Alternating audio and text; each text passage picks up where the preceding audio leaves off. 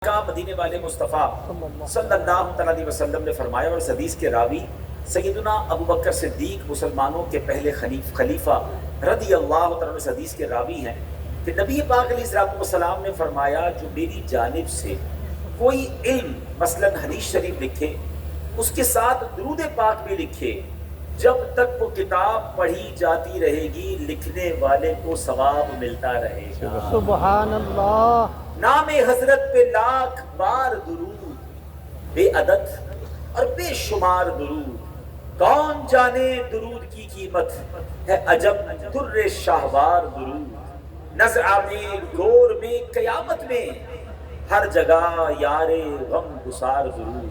मेरे प्यारे इस्लामी भाइयों, दुरूद पाक कसरत से पढ़ना भी है, बल्कि कोई ऐसी डायरी है, कोई ऐसी किताब है जिसका आप अदब कर सकते हैं, अच्छे अंदाज से वहाँ दुरूद पाक लिख कर रखा करें। जब तक दुरूद पाक लिखा रहेगा, पढ़ते रहेंगे, लिखने वाले को भी सवाब मिलता रहेगा।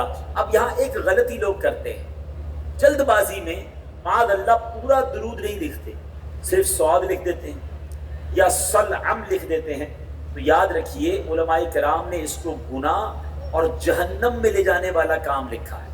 अपनी आदत बनाएं, जब भी कहीं जाने आलम नूरे मुजस्सम सल्लल्लाहु अलैहि वसल्लम का नामे पाक लिखें तो साथ मुकम्मल दुरूद शरीफ लिख लिया करें। चंद सेकंड ही तो लगेंगे, सुस्ती नहीं करनी चाहिए। बिल्कुल इसी तरह जब नबी पाक अलैहिस्सलाम का नाम लें या प्यारे आका अलैहिस्सलाम का नामे मुबारक सुने, तब भी हमें दुरूद पाक पढ़ना है। इसमें कंजूसी नहीं करनी, क्योंकि दुरूद पढ़ते रहेंगे तो बरकतें लूटते रहेंगे। कल तो वैसे भी जुमा का दिन है, सुभान अल्लाह। हदीसों में ये मज़मून मिलता है कि जो जुमा के दिन 200 बार दुरूद पाक पढ़ ले, उसके 200 बरस के गुनाह मुआफ कर दिए जाते हैं। सुभान अल्लाह। जुमेरात की रात भी भरी मुराद है, ये रात भी दुरूद पाक पढ़ने की खास फजाइल हदीसों में शबे जुमा दुरूद पाक के भी मौजूद हैं। तो आइए नियत कर लें इंशाअल्लाह कि हम रोजाना कसरत के साथ दुरूद पाक पढ़ेंगे इंशाअल्लाह, मोहब्बत के साथ बाआवाज़ बुलंद दुरूद पाक पढ़ लें। सल्लू अलल हबीब सल्लल्लाहु तआला अला मुहम्मद सल्लल्लाहु अलैहि वसल्लम। आज इंशाअल्लाह जिस मुबारक हस्ती का जिक्र करना है, उनसे हर मुसलमान को मोहब्बत है, बेहद मोहब्बत है, और इसलिए मोहब्बत है कि उनको नबी पाक से बेइंतहा मोहब्बत है। सुभान अल्लाह। प्यारे आका के सच्चे आशिक हैं, बल्कि सच्ची बात यह है कि सबसे बड़े आशिक हैं। वो आशिक अकबर हैं, वो कोई और नहीं, खलीफतुल मुस्लिमीन, अमीरुल मोमिनीन, अफदलुल बशर बादल अंबिया, यानी नबियों के बाद सारी कायनात में जो सबसे अफजल हस्ती हैं, वो हजरत अबू बकर सिद्दीक रदी अल्लाह तआला अन्हु है। 22 जमादुल उखरा आपका यौम मनाया जाता है। तो आज इंशाअल्लाह नबी पाक के उस अजीम साथी प्यारे आका अलैहिस्सलाम के वो अजीम आशिक रसूल, जो यारे गार भी हैं, यारे मज़ार भी हैं, आज उनका जिक्र खैर करेंगे, उनकी बातें सुनेंगे, और इस नीयत से सुनेंगे कि जहाँ अल्लाह वालों का जिक्र होता है वहाँ अल्लाह की रहमतों का नुज़ूल होता है। और एक और नीयत भी कर लें कि आज हम उनके कुछ औसाफ, उनकी कुछ आदतें, उनकी कुछ नसीहतें सुनेंगे, तो हम इंशाअल्लाह उस पर अमल करेंगे तो हमारी दुनिया भी संवर जाएगी, हमारी आखिरत भी संवर जाएगी। सिद्दीक़ अकबर रज़ी अल्लाह तआला से मोहब्बत करना ये हमारे ईमान का तकाजा है, और माअल्लाह जो इनसे बुग़्ज़ रखता है उसका क्या हशर होगा। सुनिए, सरकार दो आलम सल्लल्लाहु अलैहि वसल्लम एक बार मिंबर पर जलवा फरमा, अल्लाह करीम की हम्दो सना बयान की, फिर फरमाया अबू बकर कहाँ हैं। सिद्दीक़ अकबर रज़ी अल्लाह तआला ने अर्ज़ किया, या रसूल अल्लाह सल्लल्लाहु अलैहि वसल्लम मैं यहाँ हाजिर हूँ। फरमाया अबू बकर मेरे करीब आ जाओ। आप करीब हाजिर हुए। मेरे और नबी पाक अलैहिस्सलाम के दरमियान जब फासला कम हुआ, सरकार दो आलम अलैहिस्सलाम ने सिद्दीक़ अकबर को अपने सीने से लगाया और प्यारे नूरानी होठों से सिद्दीक़ अकबर रज़ी अल्लाह तआला की पेशानी को चूम लिया। सुभान अल्लाह। मोहब्बत को देखें कि नबी पाक ने हजरत अबू बकर सिद्दीक की पेशानी को चूमा। हजरत अनस बिन मालिक फरमाते हैं, हमने देखा मेरे आका अलैहिस्सलाम की मुबारक आंखों से आंसू जारी हैं, आंसू बह रहे हैं। आपने सिद्दीक़ अकबर का हाथ पकड़कर ऊंची आवाज से फरमाया, ऐ मुसलमानों के गिरोह, ये अबू बकर सिद्दीक है, ये मुहाजिरीन का भी सरदार है, अंसार का भी सरदार है, یہ میرا ساتھی ہے، اس نے میری اس وقت تصدیق کی جب لوگ مجھے جھٹلا رہے تھے، بس جو اسے بغض رکھے گا، بس جو اس سے بغض رکھے گا اس پر اللہ پاک کی اور لعنت کرنے والوں کی لعنت ہو۔ یعنی صدیق اکبر سے محبت کرنا یہ ہمارے ایمان کا تقاضا ہے، اور معاذ اللہ جو ان سے بغض رکھتا ہے اللہ کی بھی لعنت ہے، لعنت کرنے والوں کی بھی لعنت ہے۔ تو ہمیں صحابہ سے بے انتہا پیار ہے، اور سبحان اللہ 4 یاروں سے تو سب سے زیادہ پیار ہے، سبحان اللہ۔ سبحان اللہ۔ اب آئیے کچھ اوصاف کریمہ سنتے ہیں۔ 22 تاریخ کو 22 جمادی الاخری، اسی مہینے کی 22 اسلامی تاریخ کو آپ کا یوم منایا جاتا ہے۔ آپ بہت اونچی شان والے صحابی رسول ہیں، وزیر مصطفیٰ ہیں، نبیوں اور رسولوں کے بعد انسانوں میں سب سے اونچے رتبے والے ہیں۔ آپ وہ ذیشان ہیں جنہیں قرآن کریم نے اتقا یعنی امت میں سب سے بڑا متقی فرمایا، اولو الفضل یعنی فضیلت والا فرمایا۔ آپ کو قرآن کریم نے تصدیق کرنے والا فرمایا، آپ کو متوکل یعنی اللہ پر بھروسہ کرنے والا فرمایا، آپ کو خائف کبریا یعنی اللہ پاک کا بہت خوف رکھنے والا فرمایا گیا۔ آپ کو قرآن کریم میں صالح المؤمنین یعنی نیک اعمال نیک ایمان والا فرمایا گیا، آپ کو دین پر ثابت قدم رہنے والا فرمایا گیا۔ قرآن کریم میں آپ کے یہ اوصاف بیان ہوئے، آپ اللہ پاک سے محبت کرنے والے ہیں، اللہ پاک آپ سے محبت فرماتا ہے، آپ مومنوں پر رحم دل ہیں، دشمنان اسلام پر شدت کرنے والے ہیں، راہ خدا میں سر دھڑ کی بازی لگانے والے ہیں، اور دین کے معاملے میں کسی ملامت کرنے والے کی ملامت کا خوف نہیں رکھتے۔ حضرت صدیق اکبر رضی اللہ عنہ وہ ذیشان ہیں جن کے متعلق ارشاد ہوا کہ اللہ پاک نے ان کا دل پرہیزگاری کے لیے پرکھ دیا ہے۔ قرآن کریم نے ہمیں اور قیامت تک آنے والے مسلمانوں کو آپ کے راستے پر چلنے کا حکم دیا، اور آپ کی شان میں اللہ پاک نے یہاں تک فرما دیا کہ اللہ پاک آپ کو اتنا اجر عطا فرمائے گا کہ آپ راضی ہو جائیں گے۔ سبحان اللہ۔ بیاں ہو کس زبان سے مرتبہ صدیق اکبر کا، بیاں ہو کس زبان سے مرتبہ صدیق اکبر کا، ہے یار غار محبوب خدا صدیق اکبر کا، خدا اکرام فرماتا ہے اتقا کہہ کے قرآن میں کہ پھر کرے پھر کیوں نہ اکرام اتقیا صدیق اکبر کا۔ اے میرے پیارے اسلامی بھائیوں، آج کا موضوع ہے صدیق اکبر رضی اللہ تعالیٰ عنہ کی ذات والا تبار، صدیق اکبر رضی اللہ تعالیٰ عنہ کی شان میں اترنے والی۔ آئیے فقط پہلے قرآن کی 2 آیتیں سنتے ہیں۔ کیا عظیم ہستیاں ہیں کہ جن کی شان میں قرآن کی آیتیں نازل ہوتی ہیں۔ اللہ پاک فرماتا ہے وَسَيُجَنَّبُهَا الْأَتْقَى الَّذِي يُؤْتِي مَالَهُ يَتَزَكَّى۔ آسان ترجمہ قرآن کنز العرفان، اور ان قریب سب سے بڑے پرہیزگار کو اس آگ سے دور رکھا جائے گا جو اپنا مال دیتا ہے تاکہ اسے پاکیزگی ملے۔ 6 صدی ہجری یعنی آج سے تقریباً 900 سال پہلے کہ بہت بڑے محدث علامہ حسین بن مسعود یعنی امام بغوی رحمۃ اللہ تعالی علیہ اس آیت کے تحت فرماتے ہیں، تمام مفسرین کا اجماع ہے کہ اس آیت کریمہ میں اتقا سب سے بڑا پرہیزگار کس سے مراد کیا ہے؟ اس سے مراد جناب ابو بکر صدیق رضی اللہ تعالیٰ۔ سبحان یہ اللہ۔ آیت میں قرآن میں سب سے بڑا پرہیزگار آپ کو فرمایا گیا۔ تفسیر صراط الجنان میں ہے، ان 2 آیات سے حضرت ابو بکر صدیق رضی اللہ عنہ کے جو فضائل معلوم ہوئے، 6 فضائل معلوم ہوتے ہیں۔ نمبر 1، حضرت ابو بکر صدیق سے دنیا میں کوئی گناہ سرزد نہ ہوگا، یعنی آپ گناہوں سے محفوظ ہیں۔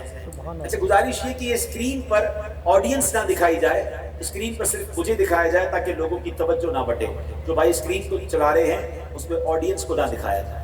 تفسیر قرآن صراط الجنان میں ہے، ان 2 آیات میں 6 فضائل سیدنا صدیق اکبر رضی اللہ عنہ کے ہمیں سیکھنے کو ملے۔ ایک، سیدنا صدیق اکبر رضی اللہ عنہ سے دنیا میں کوئی گناہ سرزد نہیں ہوگا۔ نمبر 2، حضرت ابوبکر صدیق رضی اللہ عنہ کو جہنم سے دور رکھا جائے۔ نمبر 3، حضرت ابوبکر صدیق جنتی ہیں۔ نمبر 4، حضرت ابوبکر صدیق امت مصطفیٰ پہ سب سے بڑے متقی اور پرہیزگار ہیں۔ نمبر 5، سیدنا ابوبکر صدیق رضی اللہ عنہ کے تمام صدقات و خیرات اللہ پاک کے ہاں مقبول ہیں۔ اور 6ٹھی فضیلت، حضرت ابوبکر صدیق اعلیٰ درجے کے اخلاص والے ہیں کہ آپ کے اخلاص کی گواہی اللہ پاک نے دی ہے. نہایت متقی و پارسا صدیق اکبر ہیں، تقی ہیں بلکہ شاہ اتقیا صدیق اکبر ہیں. امیر المومنین ہیں آپ، امام المسلمین ہیں آپ، نبی نے جنتی جن کو کہا صدیق اکبر ہیں. سبھی اصحاب سے بڑھ کر مقرب ذات ہے ان کی، رفیق سرور ارض و سما صدیق اکبر ہیں. ایک اور آیت سنتے ہیں، پارہ نمبر 21 سورہ لقمان آیت نمبر 15 میں ارشاد ہوتا ہے وَاتَّبِعْ سَبِيلَ مَنْ أَنَابَ إِلَيَّ. سبحان اللہ، آسان ترجمہ قرآن کنز العرفان، اور میری طرف رجوع کرنے والے آدمی کے راستے پر چل. سلطان المفسرین حضرت عبداللہ ابن عباس رضی اللہ عنہما فرماتے ہیں اس آیت کریمہ میں من اناب الیہ یعنی اللہ پاک کی طرف رجوع لانے والے سے مراد کون ہے؟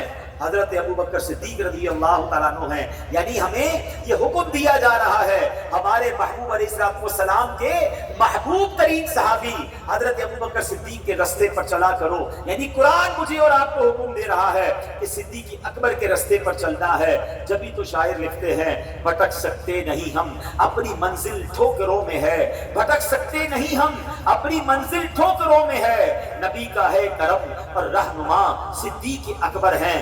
گناہوں کے مرض نے نیم جاہے کر دیا مجھ کو، طبیب اب بس میرے تو آپ یا صدیق اکبر ہیں. اے میرے پیارے اسلامی بھائیوں، یہ شان ہے ان کی کہ نبی پاک شان بیان کر رہے ہیں، قرآن میں ان کی شان بیان ہو رہی ہے. سوچو ان کا مرتبہ کیسا ہوگا. اے میرے پیارے اسلامی بھائیوں، اب میں صدیق اکبر رضی اللہ عنہ کے بارے میں ایک ایسی بات بتانے جا رہا ہوں کہ آپ کا ایمان تازہ ہو جائے گا. نبی پاک علیہ السلام کا پہلے ایک فرمان سنو. آقا فرماتے ہیں اچھی خصلتیں 360 ہیں، اچھی عادتیں 360 ہیں، اور اللہ پاک جب کسی سے بھلائی کا ارادہ فرماتا ہے تو اس کی ذات میں ایک خصلت پیدا فرما دیتا ہے اور اسی کے سبب اسے جنت میں داخل کر دیتا ہے. سبحان اللہ. یعنی 360 میں سے کوئی ایک بھی عادت مل گئی نا وہ جنتی ہو جائے گا. اب سیدنا صدیق اکبر رضی اللہ عنہ جب یہ حدیث سنی نا تو کمال کا سوال کیا، کہتے حضور کوئی ایسا بھی ہے جس کے اندر 360 ساری خصلتیں ہوں، کوئی ایک مل جائے تو جنتی ہے آؤٹ آف 360. وہ پوچھتے حضور کیا کوئی ایک ہے ایسا جس کے اندر ساری خصلتیں ہوں؟ اللہ کے نبی علیہ السلام فرماتے ابو بکر تمہارے اندر وہ ساری خصلتیں موجود ہیں. سبحان اللہ. اب سوچے تو صحیح مرتبہ کیسا ہوگا کہ ایک خصلت کسی کو مل جائے وہ جنتی ہو جائے. پوری 360 خصلتیں صدیق اکبر میں ہیں. ایک بار نبی پاک علیہ السلام نے ایک حدیث بیان ایک ارشاد فرمایا صحابہ کے درمیان. خلاصہ یہ ہے آقا نے فرمایا جنت میں ایک دروازہ ہے جو باب الصیام ہے، روزے کا دروازہ ہے. اس دروازے سے روزہ رکھنے والوں کو جنت میں بلایا جائے. ایک باب الصلاۃ ہے، نماز پڑھنے والوں کا دروازہ ہے، اس جنت کے دروازے سے نمازیوں کو بلایا جائے. ایک دروازہ باب الجہاد ہے، جہاد کرنے والوں کو اس دروازے سے جنت میں بلایا جائے گا. الگ الگ دروازوں کے بارے میں نبی پاک فرما رہے تھے. حضرت صدیق اکبر کمال کا سوال کرتے ہیں، کہتے حضور کوئی ہے جس کو جنت کے سارے دروازوں سے بلایا جائے گا؟ میرے آقا فرماتے ابو بکر تم ہو جسے جنت کے ہر دروازے سے بلایا جائے. سبحان اللہ. ان کی ذات پر، ان کی قسمت پر ہماری جانیں قربان. ہمیں تو پتہ نہیں ہمارا کیا بنے گا، اور یہ وہ ہستیاں ہیں کہ سرکار دو عالم علیہ السلام کی زبان سے بار بار جنت کی بشارتیں سن رہے ہیں، بار بار نبی پاک سے سبحان اللہ بشارتیں سن رہے ہیں. اب جب ایک ایسی ہستی جس کے اندر وہ تمام جنتی خصلتیں موجود ہیں، وہ تمام عادتیں موجود ہیں، وہ آج میں نے اور آپ نے ان کی کچھ عادتوں کے بارے میں جاننا ہے، ان کے طریقے کے بارے میں جاننا ہے، ان کی نصیحتوں کے بارے میں جاننا ہے. جب پتا چل جائے کہ ایک بندہ اس قدر پرفیکٹ ہے تو اب تلاش کرتے ہیں کہ ان کے اندر ایسا کیا تھا، ان کی عادتیں کیا تھی، تاکہ آج اگر یہ کوٹ رادھا کشن میں ہونے والے ہزاروں عاشقان رسول کے اس اجتماع میں ہم کوئی ایک عادت بھی لے کر چلے گئے، کوئی ایک خصلت بھی لے کر چلے گئے اور اس پر عمل کرنے والے بن گئے تو ہمارا انشاءاللہ بیڑا پار ہو جائے گا. اب سنیے حضرت صدیق اکبر رضی اللہ عنہ کیا فرماتے ہیں. جو اس بات کو پسند کرتا ہو کہ رب کریم بروز قیامت اسے جہنم سے پناہ عطا فرمائے، بس وہ مسلمانوں پر رحیم اور نرم دل ہو جائے. ہاں ہم سب چاہتے ہیں نا جہنم سے پناہ مل جائے. تو ہم نے کرنا کیا ہے؟ مسلمانوں کے لیے رحم دل ہو جائیں، رحیم ہو جائیں، نرم دل ہو جائیں. اللہ اکبر. آج مسئلہ کیا ہے؟ دل بہت سخت ہو گئے ہیں، نرمی تو دم توڑتی جا رہی ہے. ذرا مزاج خلاف بات ہو جائے بس غصے میں لال پیلے ہو جاتے ہیں. اللہ اکبر. حالانکہ اسلام ہمیں رحم دلی کا سبق دیتا ہے.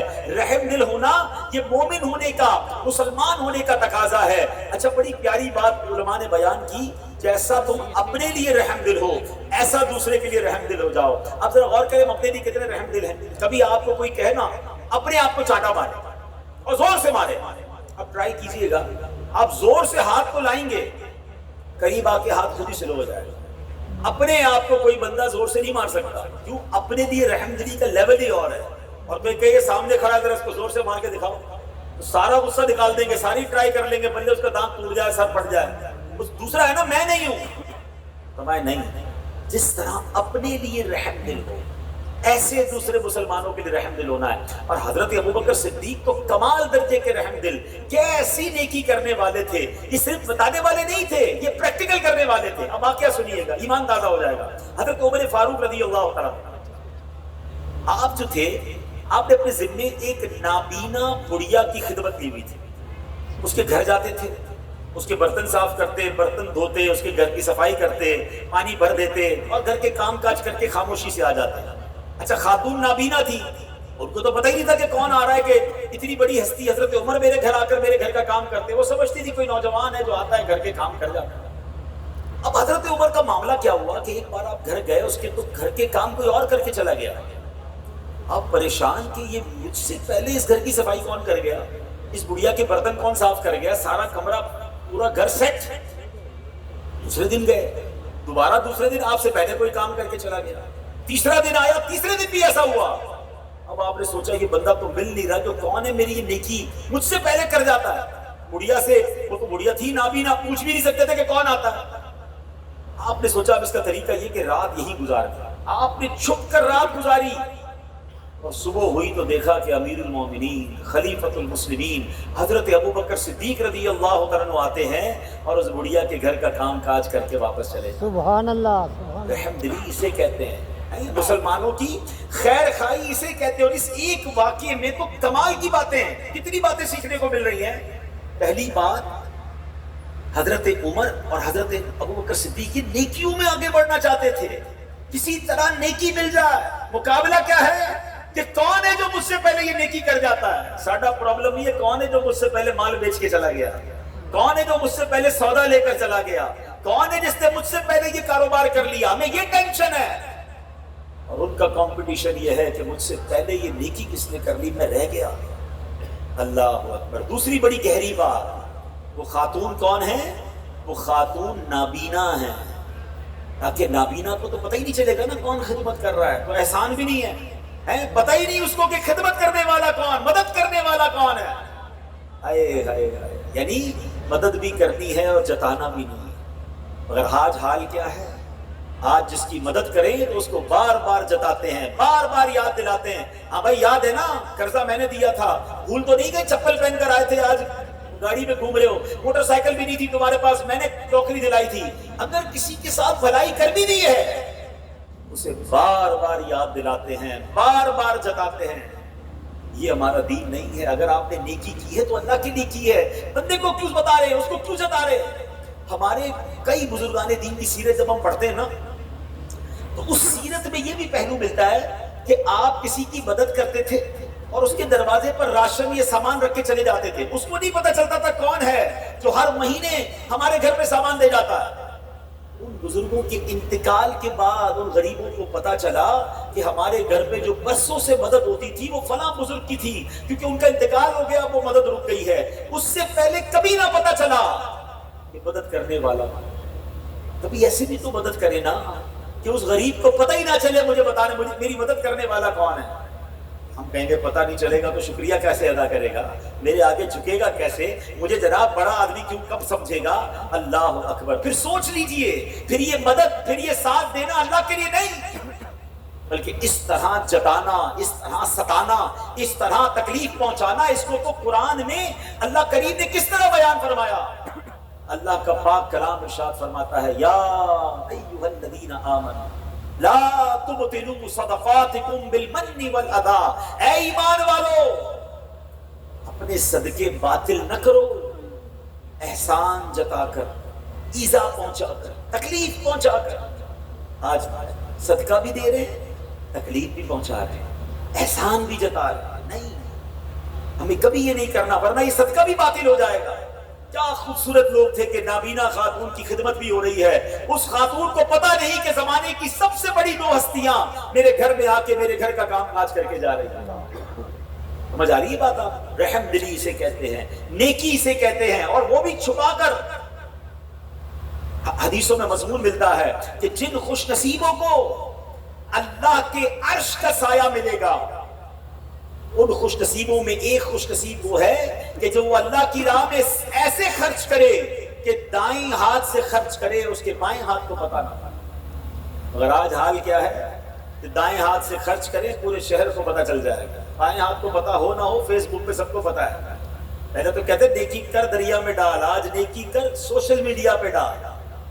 نہ طواف چھوڑا، نہ سعی چھوڑی، نہ نماز چھوڑی، نہ صدقہ چھوڑا، ہر نیکی دکھانی ہے، ہر نیکی بتانی ہے۔ اپنے دل سے پوچھے نا یہ کیوں ہو رہا ہے؟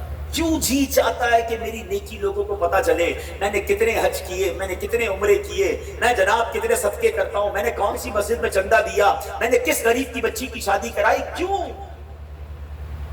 یہ اخلاص کی کہیں ایسا نہ ہو کہ نفی ہو جائے اور ہمارے اعمال ضائع ہو جائے۔ اللہ کے لیے ہمیں عمل کرنا ہے میرے پیارے اسلامی۔ علماء بڑی پیاری تعریف بیان کرتے ہیں اخلاص۔ پہلے تو یاد سمجھ لیں کہ اخلاص قبولیت کی کنجی ہے۔ اخلاص is the key of acceptance۔ اب اخلاص کی تعریف کیا ہے؟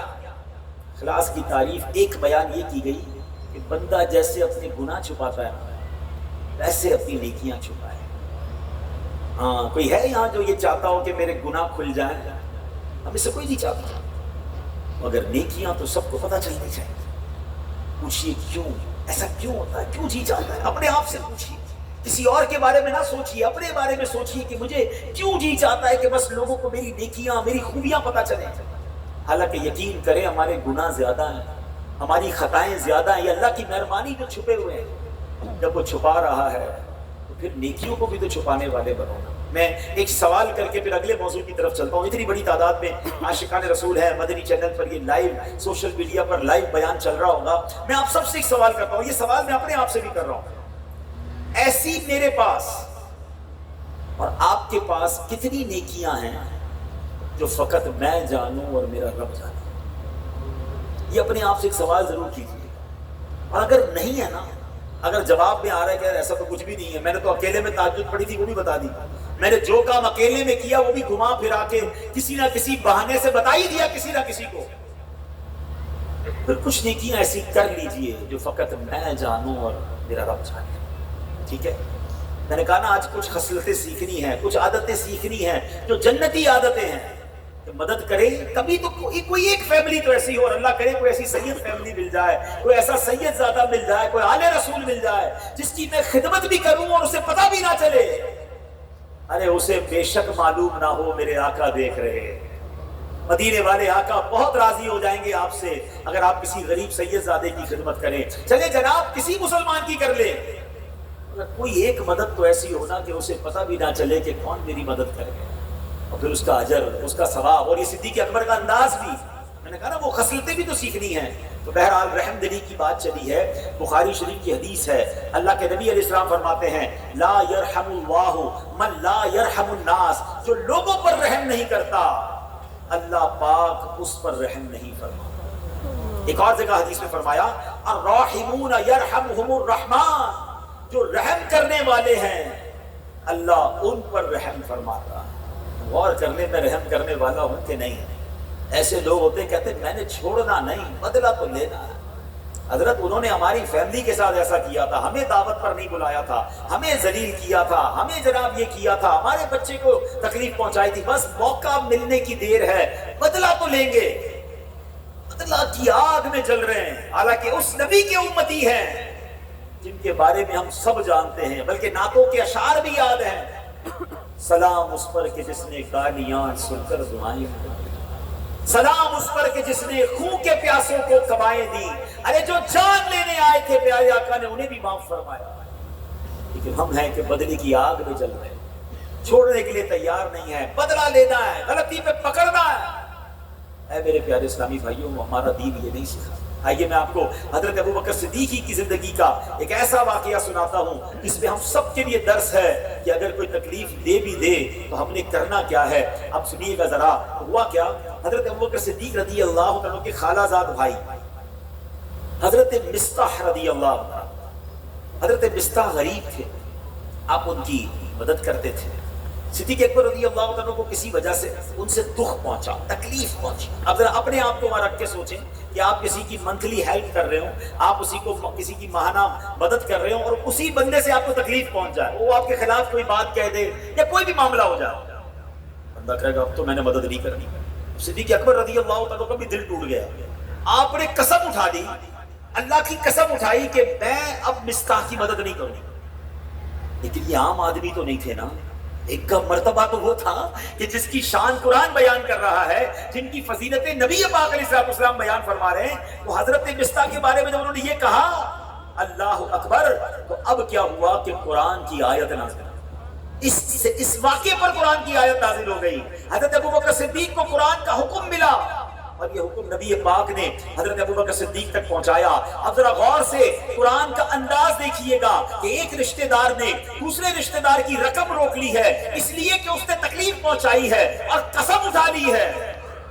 اللہ قرآن میں ارشاد فرماتا ہے بسم اللہ الرحمن الرحیم ولا يأتل أولو الفضل منكم والسعة أن يؤتوا أولي القربى والمساكين والمهاجرين في سبيل الله والمهاجرين في سبيل الله وليعفوا وليصفحوا ألا تحبون أن يغفر الله لكم والله غفور رحيم۔ اللہ اکبر۔ آسان ترجمہ قرآن کنز العرفان، ذرا غور سے سنیے۔ اللہ فرماتا ہے اور تم میں فضیلت والے اور مالی گنجائش والے یہ قسم نہ کھائیں کہ وہ رشتہ داروں اور مسکینوں اور اللہ کی راہ میں ہجرت کرنے والوں کو مال نہ دیں گے، اور انہیں چاہیے کہ معاف کریں اور درگزر کریں، وَلْيَعْفُوا وَلْيَصْفَحُوا، معاف کریں اور درگزر کریں۔ پھر آگے کیا فرمایا، جب ایسا کرو گے تو انعام کیا ملے گا؟ کیا تم اس بات کو پسند نہیں کرتے کہ اللہ تمہاری بخشش فرما دے؟ اور اللہ بخشنے والا مہربان ہے۔ اللہ اکبر۔ جیسے ہی یہ فرمان صدیق اکبر نے سنا، کہتے حضور میں نے مصطح کو معاف کیا، حضور میں اس کی مدد جاری کر دوں گا، میں اس کا کام نہیں روکوں گا، کیونکہ اللہ نے وعدہ کیسا فرمایا کہ معاف کریں، درگزر کریں۔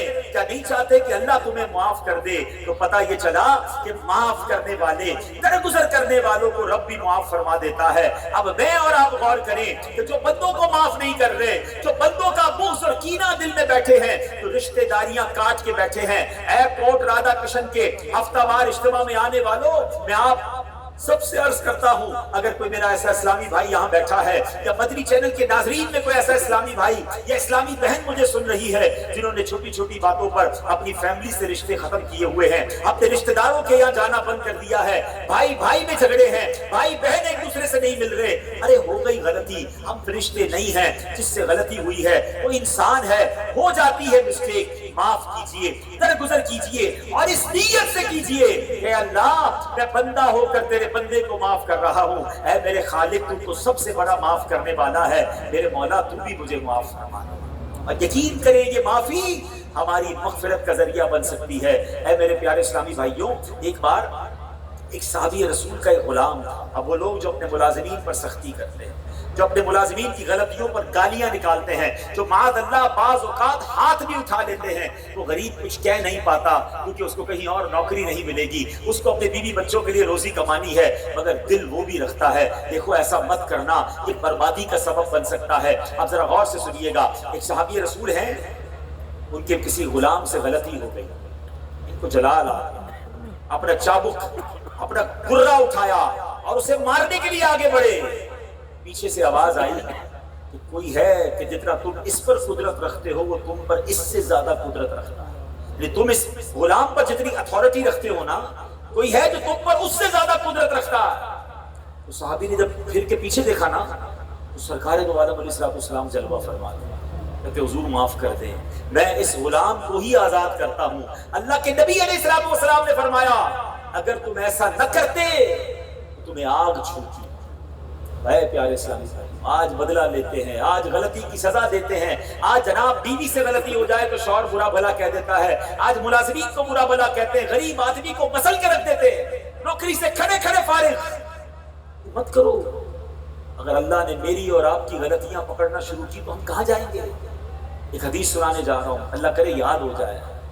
حدیث یہ ہے جس کا مضمون ہے کہ جو معاف نہیں کرتا اسے معاف نہیں کیا جائے گا، جو رحم نہیں کرتا اس پر رحم نہیں کیا جائے گا۔ پلیز میں آپ کے آگے ہاتھ جوڑ، اگر کسی مسلمان سے قطع تعلق کیا ہے رشتہ داری جوڑ دیجیے، دوستی اگر کوئی شرعی قباحت نہیں ہے، عقیدہ اس کا درست ہے، دیکھیں ہاں جو بد عقیدہ ہے اس سے کوئی دوستی نہیں کرنی ہے، جو اللہ رسول کا نہیں، صحابہ اہل بیت کا نہیں، اس سے ہمارا کوئی رشتہ نہیں۔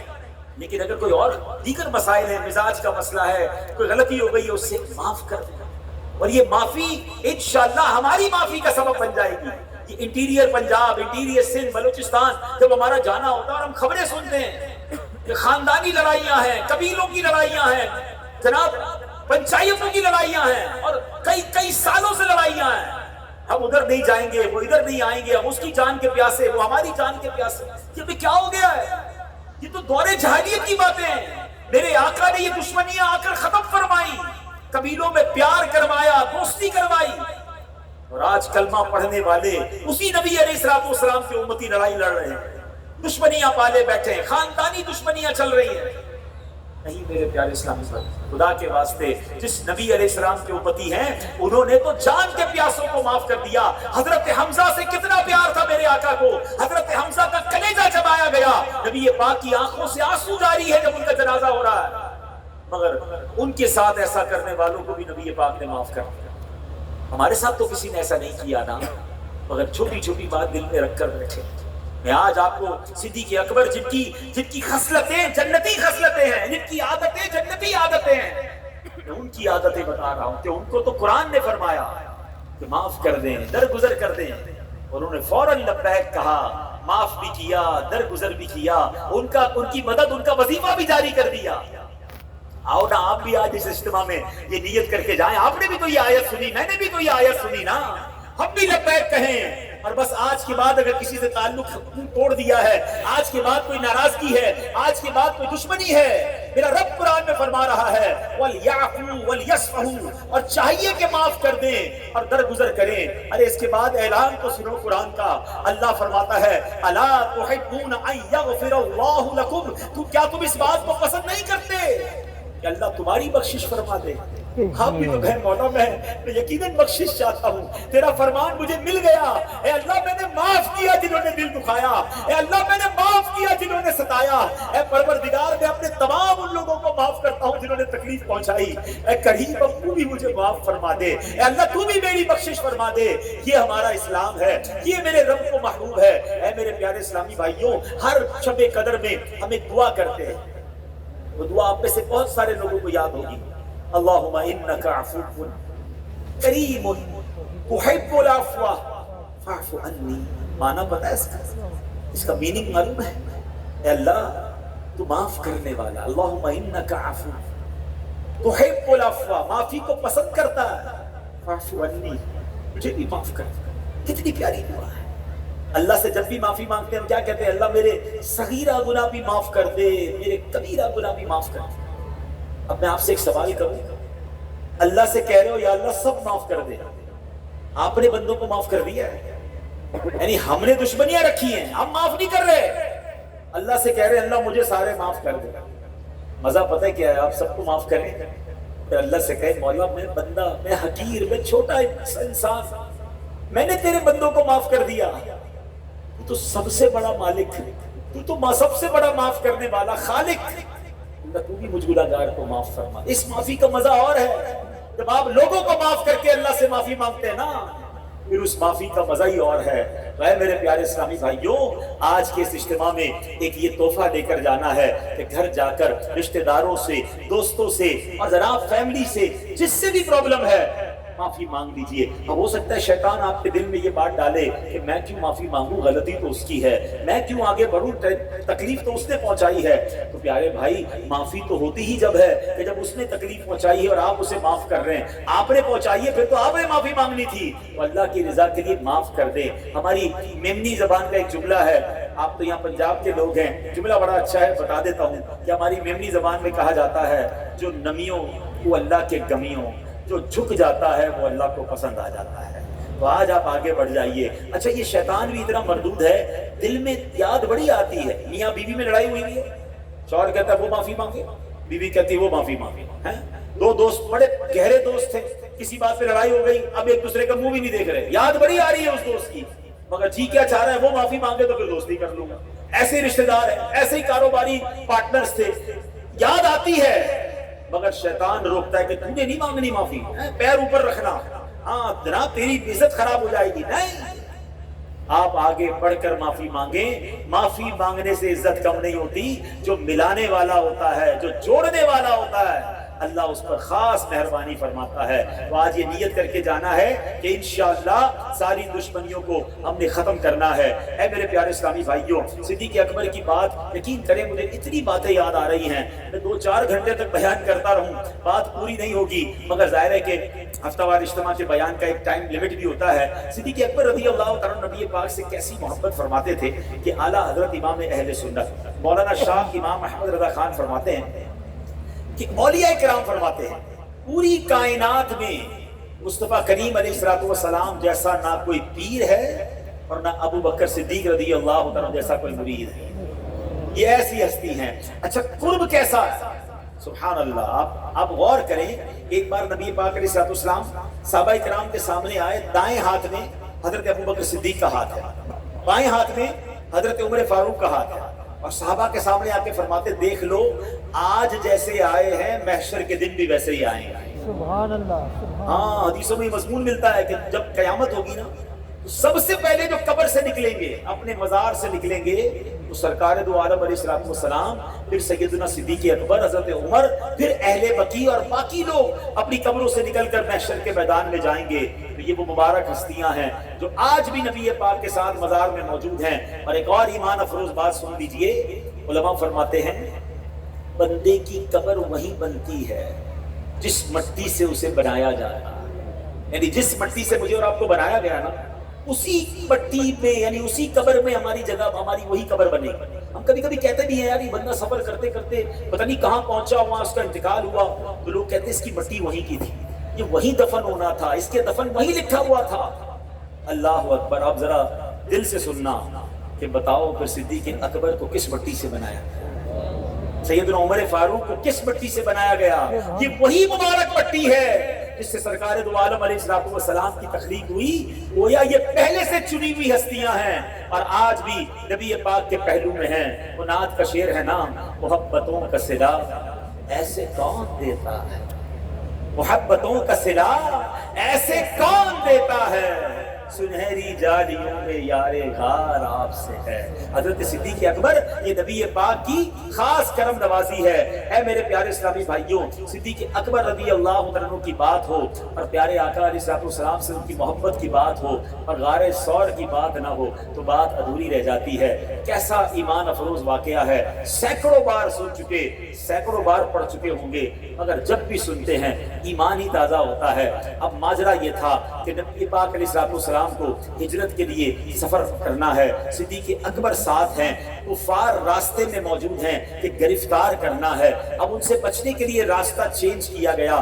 جو مکے سے مدینے گئے ہیں انہیں پتا ہے اس کا راستہ اور ہے, مگر ہجرت کا راستہ اور تھا تاکہ کفار کی نظر نہ پڑے. اب راستے میں غار ثور آتا ہے, بڑا اونچا پہاڑ ہے. جو گئے ہیں غار ثور پہ, جبل نور پہ, انہیں پتا ہے جوان آدمی چڑھے تو تھک جاتا ہے, مگر صدیق اکبر کا عشق دیکھو. کہتے یا या रसूल अल्लाह आप मेरे कांधे पर तशरीफ ले आए, रास्ते में कांटे भी हैं, हुजूर आपके पैरों को तकलीफ ना पहुंचे। अपने कांधों पर उठाते हैं, अपने आका को लेकर गारे सौर तक जाते हैं, फिर कहते हैं हुजूर बाहर करम फरमा रहिए, पहले मैं अंदर जाऊंगा, हो सकता है कोई जानवर वगैरह ना हो, आपको तकलीफ ना हो जाए। अब गारे सौर को साफ करते हैं, कई सुराख नजर आते हैं, अपनी चादर को टुकड़े टुकड़े कर कर चादर के टुकड़े जो हैं उन सुराखों में दाखिल करते हैं। अब देखते हैं एक सुराख बाकी रह गया है, अपना पैर उस पर रख देते हैं, अर्ज करते हैं या रसूल अल्लाह तशरीफ लाइए। मेरे आका आते हैं, अल्लाह अकबर, नबी पाक अब चेहरे पर थकन के आसार हैं, मेरे आका सिद्दीक़ अकबर की गोद में आराम फरमाते हैं। अल्लाह अकबर, सोचो ना सिद्दीक़ अकबर को कैसी सादत मिली है। उलमा कहते हैं जब नबी पाक सिद्दीक़ अकबर की गोद में आराम कर रहे थे, सिद्दीक़ अकबर उस वक्त वो इबादत कर रहे थे जो कायनात में कोई और नहीं कर रहा था। नबी पाक का कैसा दीदार किया, मगर सुभान अल्लाह, अल्लाह की शान देखें, उसी गार में एक सांप भी था, उसे भी नबी पाक का दीदार करना था। सिद्दीक़ अकबर के अंगूठे पर वो सांप डंक मारता है। अब इंसान थे, तकलीफ तो होनी है, अब कशमकश है। शरई मसला सुन लीजिए, शरई मसला ये है कि जान बचाना फर्ज है, यानी अगर किसी की जान पर बन आ जाए तो बहुत सारी हराम चीजें भी एक मखसूस मिकदार में हलाल हो जाती हैं, इस्तेमाल की इजाजत मिल जाती है। इसकी एक अलग तफसीर उलमा ने बयान की है, गोया जान बचाना ये फर्ज है, लेकिन अब यहाँ नबी पाक आराम कर रहे हैं। अब सिद्दीक़ अकबर का फैसला देखें कि फर्ज तो ये है कि जान बचाई जाए, मगर आप पेश के गवारा ना किया कि नबी पाक को नींद से बेदार किया जाए, मगर आपकी आंखों से आंसू निकलते हैं। नबी पाक के चेहरे रुखसार पर वो आंसू जब गिरते हैं, मेरे आका अपनी मुबारक आंखें खोलकर देखते हैं कि सिद्दीक़ अकबर की आंखों में आंसू हैं। आका फरमाते अबू बकर क्यों रो रहे हो? कहते हुजूर सांप ने काट लिया है। अल्लाह अकबर, वो वक्त ऐसा नहीं था कि किसी तबीब के साथ तबीब के पास भेजा जाए, आस पास दुश्मन घूम रहे हैं। अल्लाह अकबर, मेरे आका ने अपना लुआब दहन, अपना मुबारक धूप मुबारक निकाला, सिद्दीक़ अकबर के अंगूठे पर लगाया, सांप का जहर का असर खत्म हो गया, आपकी तकलीफ दूर हो गई। अल्लाह अकबर, मगर अब सीखने को क्या मिला? हजरत अबू बकर सिद्दीक कितने बड़े मुफ्ती और आलिम हैं, जान बचाना फर्ज है, आपने नबी पाक के आराम पर अपनी जान को कुर्बान करना पसंद कर लिया। ऐसा ही एक वाकया मौला अली के साथ भी पेश आया। खैबर से वापसी है, मकाम सहबा है, नबी पाक के चेहरे पे थकन के आसार हैं। मौला अली ने कहा हुजूर आराम कर लें। नबी पाक मौला अली की गोद में आराम कर रहे हैं। असर की नमाज का वक्त है। अब असर की नमाज, ऐसे तो नमाज सारी फर्ज है, असर की नमाज की ताकीद ज्यादा है। अब मौला अली देख रहे हैं कि सूरज गुरूब हो रहा है, नमाज फर्ज है, नबी पाक आराम कर रहे हैं। मौला अली से बड़ा मुफ्ती तो कोई नहीं ना। मेरे आका फरमाते हैं अना मदीनतुल इल्म व अली बाबूहा, मैं इल्म का शहर हूँ, अली उसका दरवाजा है। मगर मौला अली ने फैसला किया कि नमाज जाती है तो चली जाए, सरकार आली वकार सल्लल्लाहु अलैहि वसल्लम के आराम में खलल ना आए। तो नबी पाक बेदार हुए, मौला अली के चेहरे पर गम है, अफसोस है। अली अफसुर्दा क्यों हो? मौला अली फरमाते हुजूर अली जब से ईमान लाया है कोई नमाज कज़ा नहीं हुई है।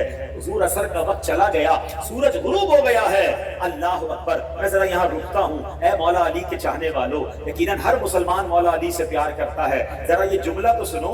मौला अली क्या फरमा रहे हैं? जब से अली ईमान लाया है कोई नमाज कज़ा नहीं हुई है। ऐ अली के चाहने वालों, आपकी नमाज कैसे कज़ा हो जाती है? ऐ पंजतन के चाहने वालों, हमारे तो बिस्तर पर नमाजें कज़ा हो रही है, कारोबार में नमाजें कज़ा हो रही है, और हम कहते हैं मैं पंजतन का गुलाम हूँ। ये गुलामी नहीं है पंजतन की। अरे करबला के मैदान में इमाम हुसैन ने तलवार के साए में नमाज पढ़ी है, और आज हम अपनी दुकान पर बैठे, अपने घर में बच्चों के साथ बैठे, हमारी नमाजें कज़ा हो रही हैं। नहीं मेरे प्यारे इस्लामी भाइयों, अगर वाकई अहले बैत और सहाबा की सच्ची गुलामी इख्तियार करनी है तो नमाज की पाबंदी कैसी होनी चाहिए? अब नबी पाक ने क्या फरमाया? मेरे आका ने हाथ उठाए, दुआ के अल्फाज सुने। आका फरमाते हैं जिसका मजमून है, ऐ अल्लाह, अली तेरे और तेरे हबीब की फरमा बरदारी में मसरूफ था, ऐ अल्लाह सूरज को वापस पलटा दे। दुनिया ने ये मंजर देखा था कि असर के बाद मगरिब का वक्त होता है, मगरिब के बाद इशा का वक्त होता है, मगर उस दिन मकाम सहबा में क्या देखा गया कि सूरज गुरूब हो गया है, अब वापस पलट रहा है, फिर असर का वक्त हो रहा है। मौला अली नमाज अदा फरमाते हैं, फिर सूरज गुरूब हो जाता है। इन दो वाकयात से कुछ सीखना है। हाँ, आज ये लेसन लेकर जाए, बड़ी अहम बात है। नमाज पढ़ना भी फर्ज है, जान बचाना भी फर्ज है, और ये दोनों हस्तियां सबसे ज्यादा इल्म जान वाली हैं। फैसला क्या किया कि नमाज जाती है तो जाए, है जान जाती है तो जाए। نبی پاک کی رضا پہلے ہے. اور اعلیٰ حضرت امام اہل سنت اس دونوں واقعوں کو موتیوں کی طرح پرو کر کچھ اشعار میں ہمیں سمجھا رہے ہیں. آپ فرماتے ہیں مولا دین باری تیری نیند پر نماز